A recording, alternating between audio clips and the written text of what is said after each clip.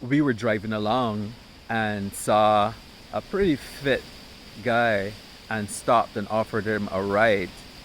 And it was less than a 2 minute ride to the bus station that he wanted. And we were like, do you want to go to the motel instead? And he hesitated. So we knew that we had him, took him to the motel. And the motels are pretty great because you don't see the people. You're faced with like a panel, and they like put the key under the panel, and you take the key and you go to your room. And yeah, so we had fun then. But there were several of these occasions when we traveled together as well in Curitiba. I remember another incident, another encounter, and there were others. There were others. There were many others. But eventually we met Jean. Jean was a French guy, and he was perfect. He was the perfect third side of the triangle. He paid attention to us equally. In fact, to the point of annoyance where I might want to leave the two of them together, but he wouldn't allow it. He would always reach out to me to try to bring me back into bed. But he was an artist. We visited him at his studio, and he had paintings and paint everywhere. And it was just alchemy, man. It was just, we got each other and we worked very well together. Jean, man. Counting the cost of being a disciple. These people again. These wrathful people again. So, everything's great. I am killing myself smoking Marlboro Reds because JR smoked Marlboro Reds, and once you're smoking Reds, you can't smoke nothing else because you don't get the same impact in your throat, right? And drinking wine and drunken in ourselves and seducing people and taking them back to the apartment, and me sleeping in his apartment, sometimes him sleeping in mine. I just remembered for some reason one time we had a disagreement and I wouldn't let him in, and he went for his toolbox and took the door off of the apartment. I was so into these grandiose gestures. So of course I gave you peace because wow, like I was never treated like that before. Like he was determined to be toxic. Because nowadays we know these words, right? But back then that wasn't toxicity. That was him being romantic, okay? So what is I was saying now? That yeah, at the height of the relationship, everything good, I was met on campus again. The same way I was met in Barbados. And I knew that it was these same people from the Bridgetown Church of Christ. Only it would be the Brasilia Church of Christ. So for me, this was God calling me back and gave me a second chance. And I started the Bible studies. I told them that I was already a member in Barbados, and that for them also was a sign. And I, of course, got to the final study, which is Count the Cost, where you have to count the cost of being a disciple of Christ. And of course, one of the things that I had to do was then end my relationship with JR, which was tough. It was tough, man. But it was also a true test of how I wanted to proceed. And so I did it. And 2 weeks later, JR was with somebody else because he's also one of these people who cannot be alone. He's always in a relationship. And I remember being so mad because the acoustics in this place now, in this apartment building, were such that I could sometimes hear them whooping in the shower upstairs. Like, it was crazy and it would drive me insane, but you can't have it both ways, right? I remember confronting him and telling him, man, you know, love, love, but 2 days later, me exaggerating, and I wanted him to fight me. I pushed him, I think. I wanted him to fight me. I had that energy. I wanted to fight, and he wouldn't fight me. He would not fight me. And soon after that, I moved out to get away from having to see him show up with this guy and just be with this guy. And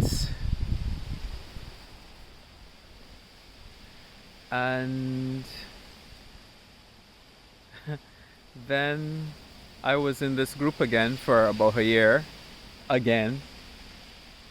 Although it took me some time to be reinstated because the same priest that horned his wife and was whooping down the church Christ in Bridgetown treated me like I was filth, and he would not, because I had returned to Barbados at one point with the intention of being reinstated, and he would not see me. And I think the idea was that if I really wanted it, I would do anything and everything to see him and to beg back, right? So I was eventually reinstated by the church in Brasilia, and I was again a part of something and again happy until the same problems cropped up, which were the fact that real change of sexuality is not really a thing. You can repress it and ignore it, but it was coming out, man. I was busy, charities, you know, dressing up as a clown for the children. I even led a Bible talk in Portuguese. I was impressed with myself at one point, and I was good with like arranging parties and getting on buses and inviting entire bus loads to the church and walking around inviting people to study the Bible. I'd gotten good at that, but it's part of my personality to be able to speak to people. So that wasn't the issue. The issue was when I stopped. As soon as I stopped, I would be in sin, right? Which meant that I would be in the university bathrooms, because then they're hot. The bathroom stalls at the university was enough bullying was going down in there, and blowjobs and sexual things was going down in there all the time. And so realizing suddenly, there was a eureka moment where I was like, this thing doesn't change, man. This is just coming out like this because I am trying to push it down instead of manage it again. So I left and gave myself enough space to understand that people have always been afraid of death, and so they've created these stories that favor them because you die and then you're in this amazing place that's heaven, and the Bible has control of the masses, and it's all a thing, man. It's all like a 2-year-old could see through it, you know, see through the farce that it is, the ridiculous stories, the fact that nature don't really care about human morality, and that, you know, you don't choose your sexuality, you're just attracted to what you're attracted to, and that's the end. So I've since been back to Brazil. Once I was staying with a friend, and guess who was in the building next door, living in the building next door, JR. We met up at one point. He was seeing someone at the time, and we had dinner together, and that was nice. We've since talked to each other, but I've been keeping my distance because I feel like I have idealized what we had in the past, and I don't want to ruin it by attempting something that might end badly, you know. But yeah, I think I'm gonna put some photos in here after I get his permission of us back in the day, and of him now because he's such a fox, man. He's a silver fox. At the time I was seeing him, he had like a patch of white in his jet black hair, right? Which is genetic because his father had it.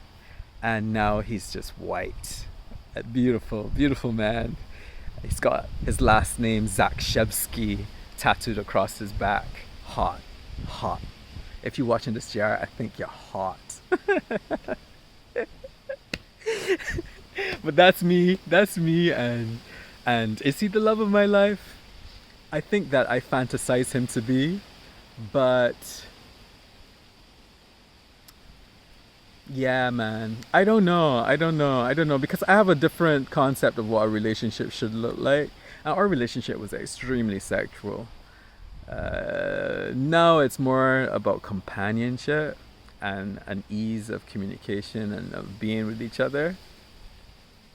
It wouldn't have that energy of youth, that sexual energy, that need to be out in the club and dancing all night and fucking all night, and yeah, it wouldn't have that as much. But anyway, that's my JR story. You can decide for yourself.